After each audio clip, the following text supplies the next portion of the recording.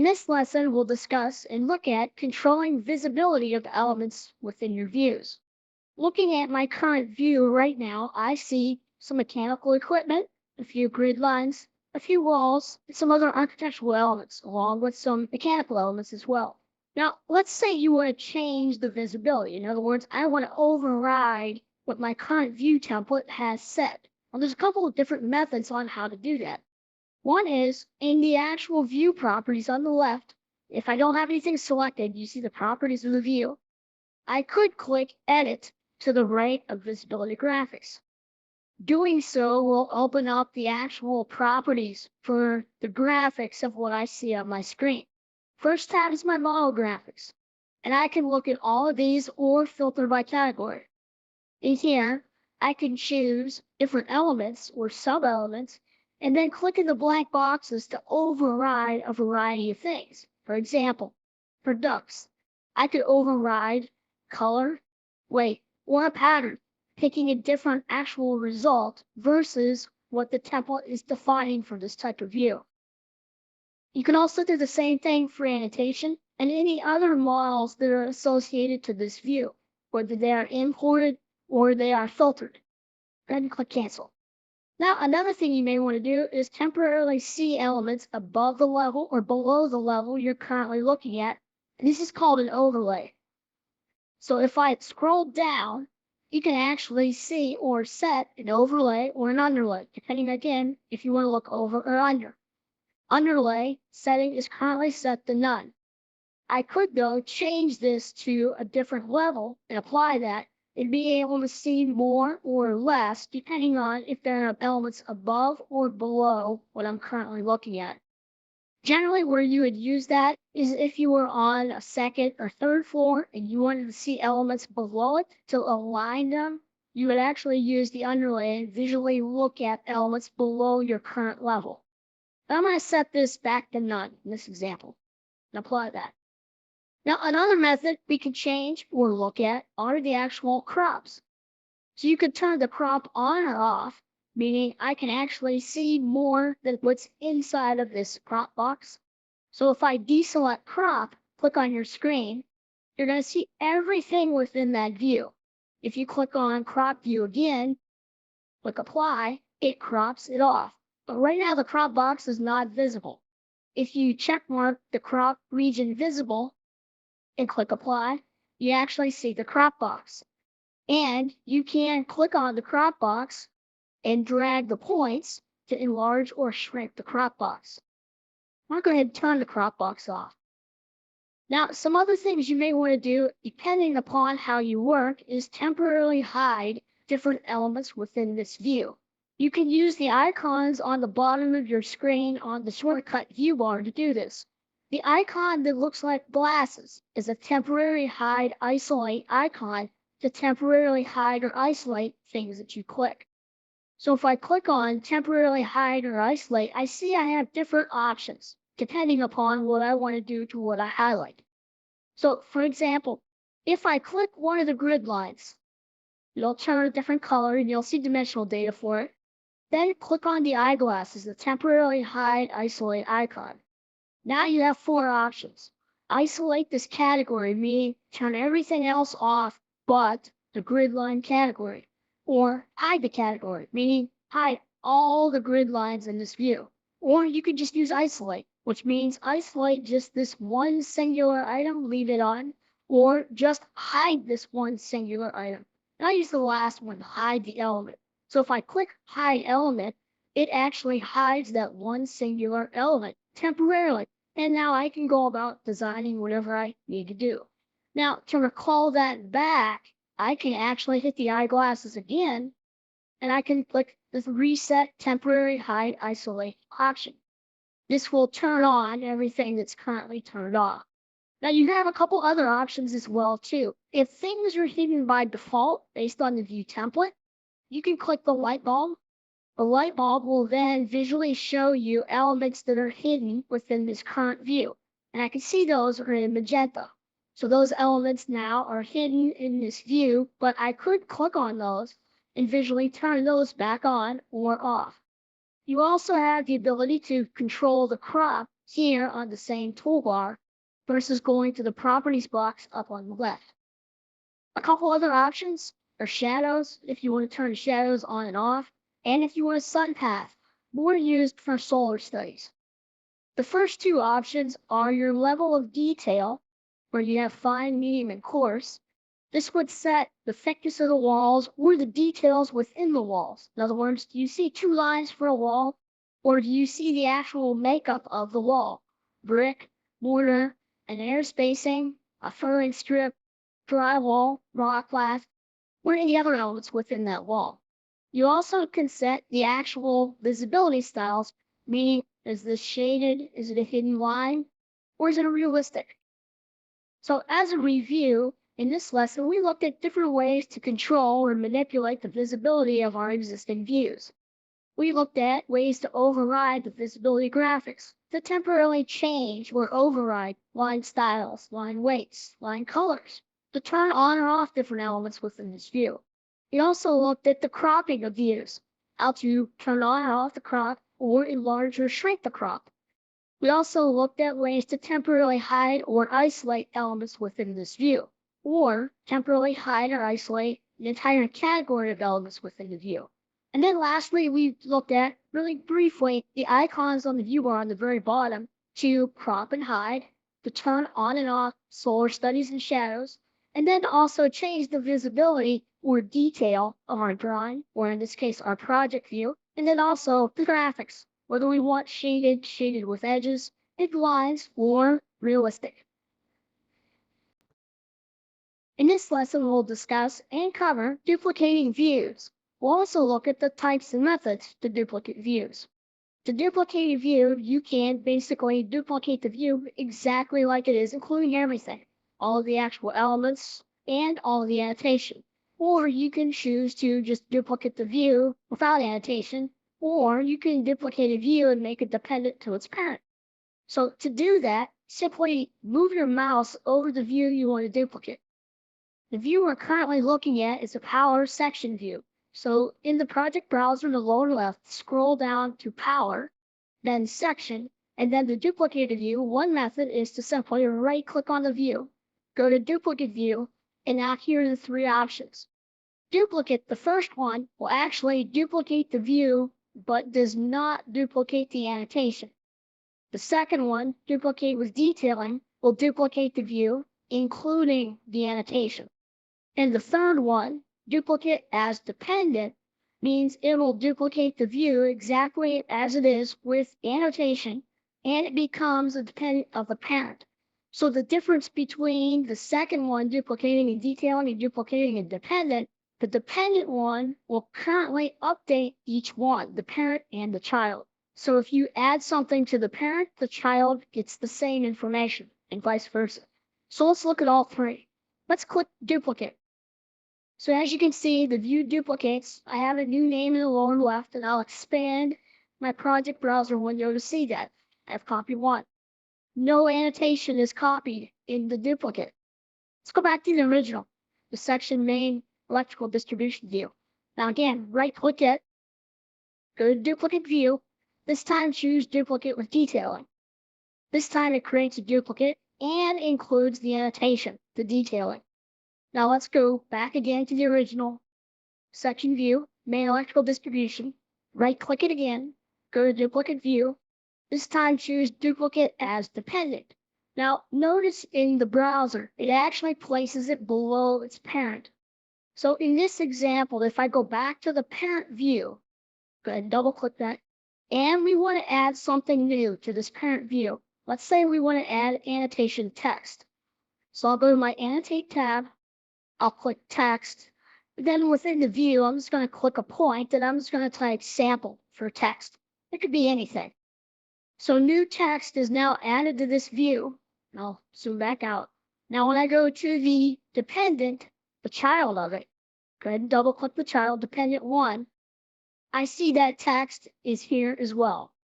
However, the other views that I created, the copy one, with no detailing, obviously doesn't have the annotation, and the copy two does not have the annotation as well because you just copied it statically, what was there at that time of the copy.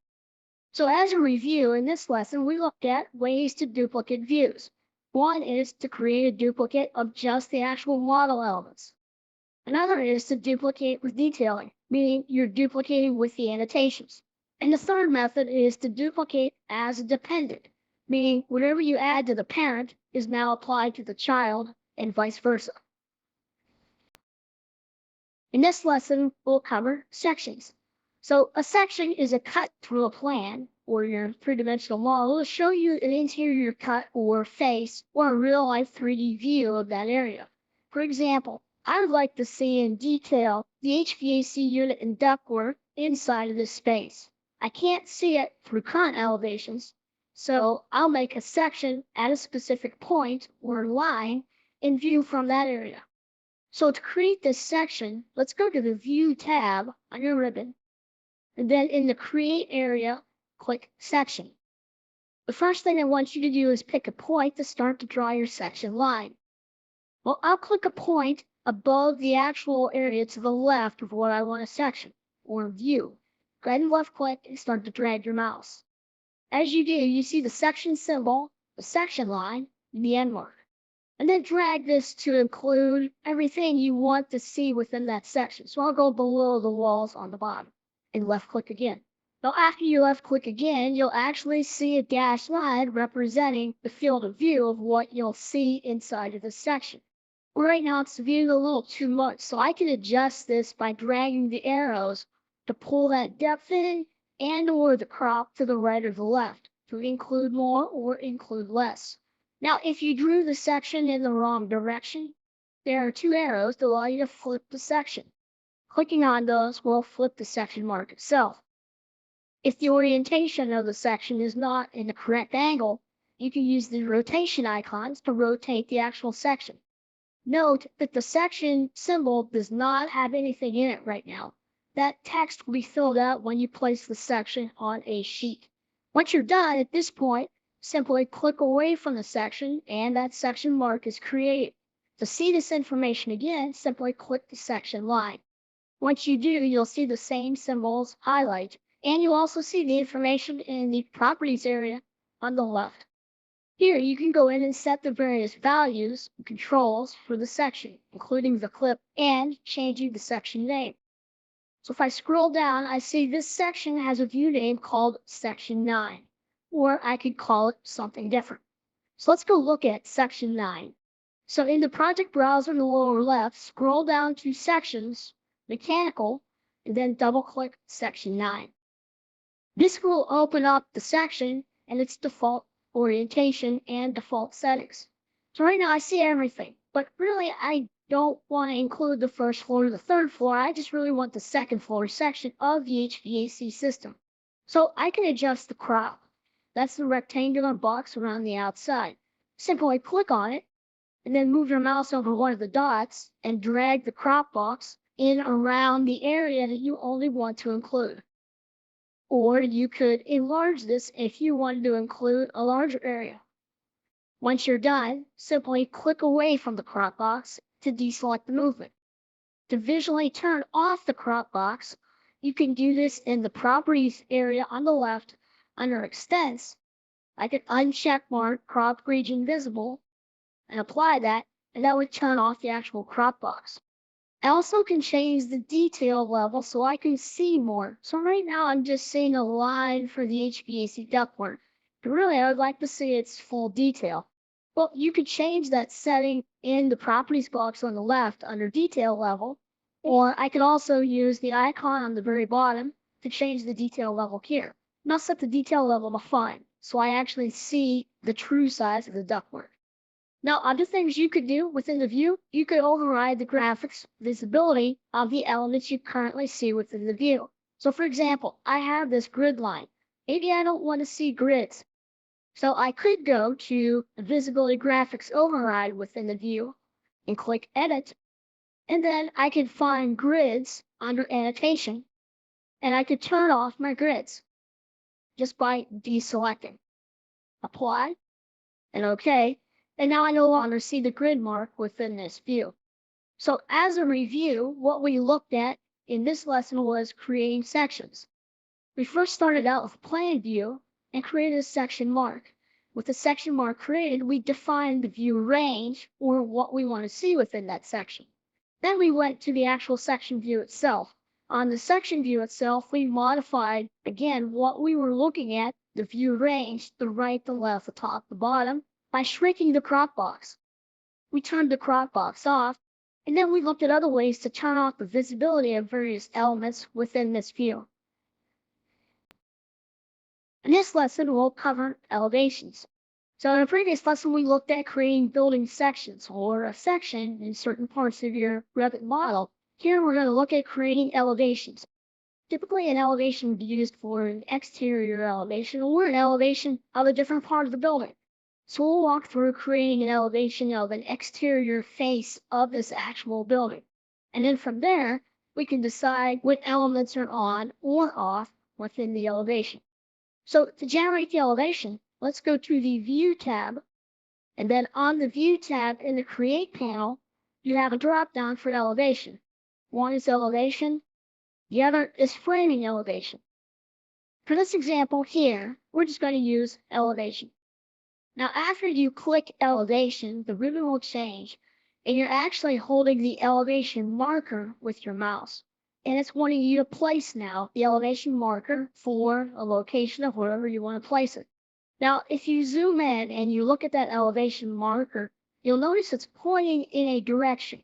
In this case, mine is pointing to the left or west. If you hit the Tab key right now, that will cycle the actual position of the actual pointer. In other words, what direction the elevation will lead to or point to with this elevation mark. Now, some elevation marks have multiple elevations. In this case here, we only want one. And I want it to point toward my building model. So what I'll do is I'll hit the Tab key until the arrowhead points directly north or up. Once it points north, I'll left-click my mouse to place that actual elevation. And now it's going to prompt me to place another elevation. Well, at this point, I'm done placing elevations, so I'm just going to click the Modify tab. Now, the elevation marker is different than the section marker. The elevation marker by default does not show an elevation line. However, if you click on the circle of the elevation marker, you'll see the 4 arrows. The one that is active is checkmarked, and you could checkmark the other ones that have other elevations depicted by this one elevation marker. In this case, we're not going to do that. Just click away from the actual elevation marker. This time, click on the darkened arrow of the actual elevation marker. Once you do that, you actually see the elevation line, and you see the depth of the elevation. Now, to adjust the depth of the elevation, there are 2 arrows in the middle that allow you to drag the depth of how deep you want to see into this actual elevation. And maybe I want to see this entire wing. So I could drag my elevation marker and the depth to include the entire wing.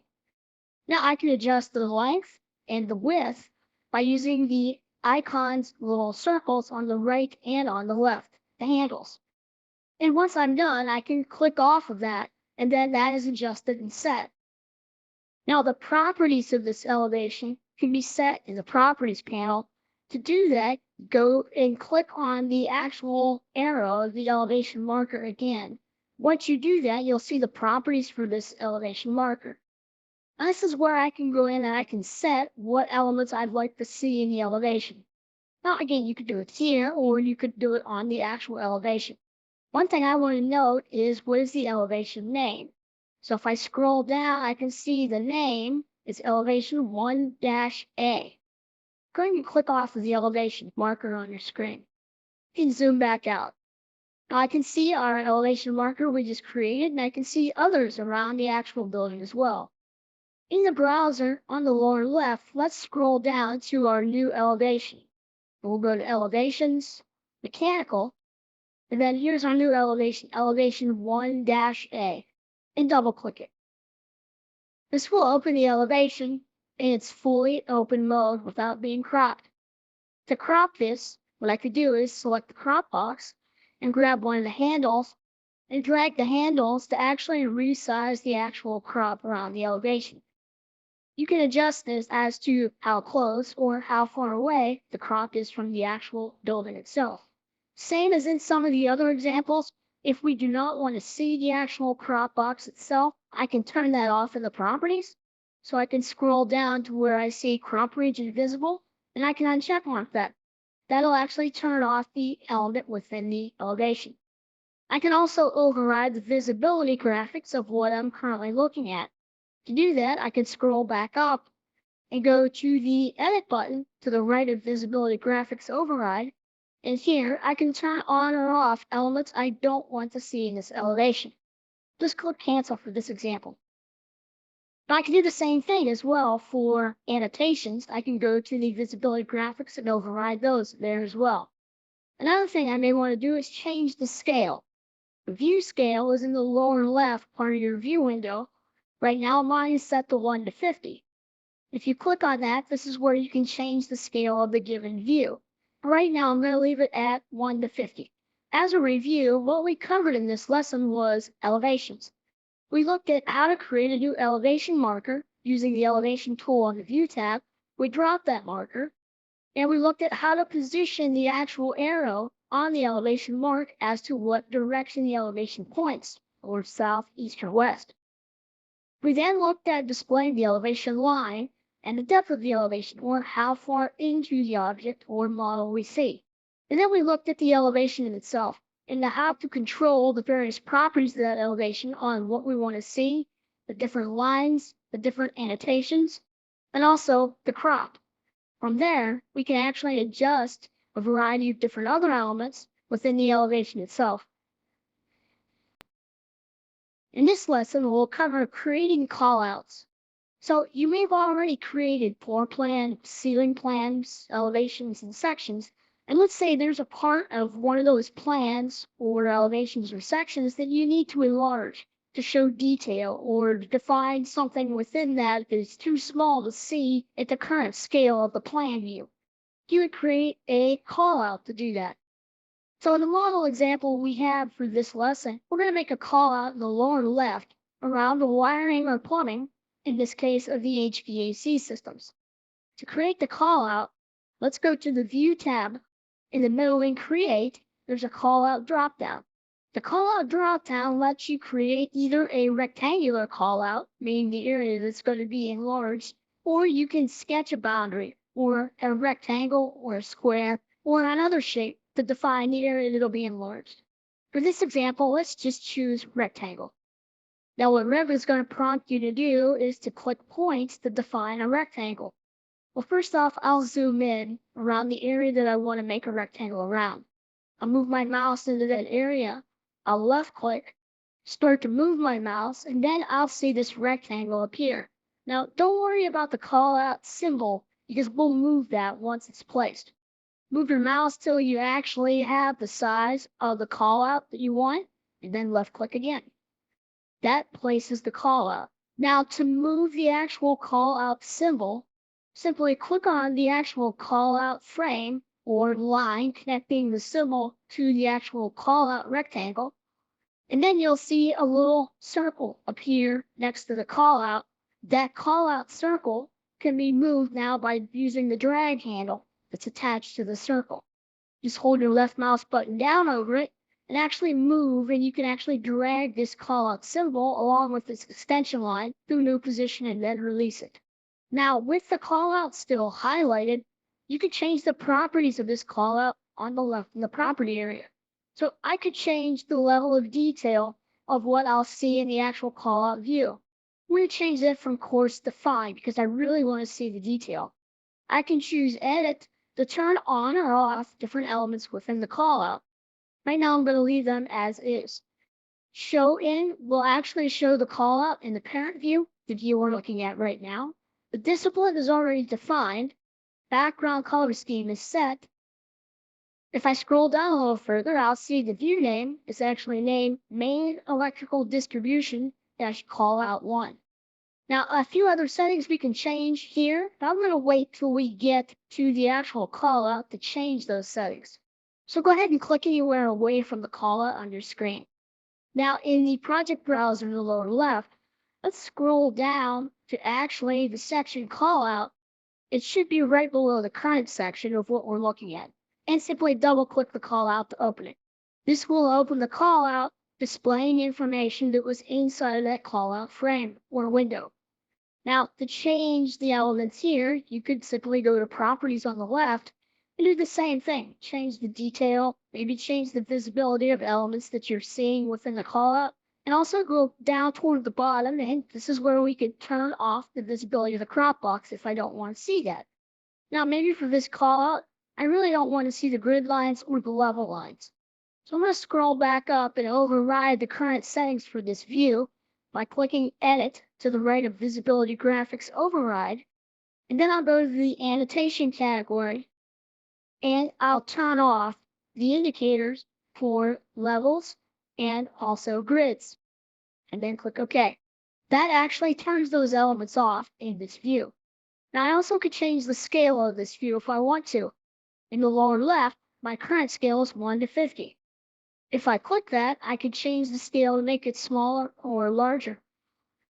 We don't have to do that now because we can adjust this later when we place this callout on our sheet. The other elements that I just changed, such as the crop and how much detail we want to see, can also be changed on the view bar on the very bottom. So as a review, in this lesson, we looked at creating callouts, specifically where we want to enlarge an area of our floor plan or elevation or section to show more detail. We used the callout command on the view bar, and we created a callout using a rectangle shape. From there, we went to the callout and actually modified the properties to hide certain elements that we didn't want to see and turn on certain elements that we do want to see. In this lesson, we'll cover floor plan view range. So you may ask yourself, well, what is the floor plan view range and what does it have to do with the floor? Well, every floor plan, whether it's cropped or not, actually has a view range. That view range determines how far above the level you're looking at and how far below the level you're looking at of what you can actually see. It also defines cut lines. So basically seeing cross-section of elements that are cut within the view. So looking at the example on the screen right now, I have a floor plan, particularly a crop floor plan, but regardless, it's a floor plan. The associated level I can see over on the left in my properties area is level 1. So this is a level 1 floor plan that's simply cropped. Now, the boundaries of how high above level 1 and below level 1 are set by the view range. To see this, click View Range and click Edit to the right of it. Now within the View Range window, you have a variety of settings. At the very top, in the primary range, you have 3 basic configuration settings: top, cut plane, and bottom. The top basically defines, in this case, how high up or the topmost portion of the view range. So in this case, it's showing me about 3,800 millimeters, which is equivalent to about 12.5 feet above level 1. So that's how high up I'll see from level 1. Now the bottom is basically how far below or the bottommost portion of your view range. Right now it's set to 0, meaning I'm not seeing anything below level 1. It's right at level 1. Now the cut plane in the middle, this is basically the plane or the height that determines where elements are cut and shown in section with crosshatching within your floor plan. Right now it's 1,200 millimeters, roughly equivalent to 4 feet. Those 3 criteria define the view range for any plan view for what you actually see. Now there is one other element on the bottom called the view depth. The view depth sits outside of this primary view range, and it's basically an additional element to show depth for elements below the bottom actual primary range. Right now my view depth is set to 0. But you could actually say the view depth is 2 feet below the bottom view, which then it would show you elements below the bottom view if you chose to use that. Go ahead and click OK. So in this lesson, what we covered was understanding floor plan view ranges. We talked about what the floor plan view range is and how it associates the different floor plans. We talked about the elements of the view range: the top, the bottom, and the cut planes, and also the additional depth view range.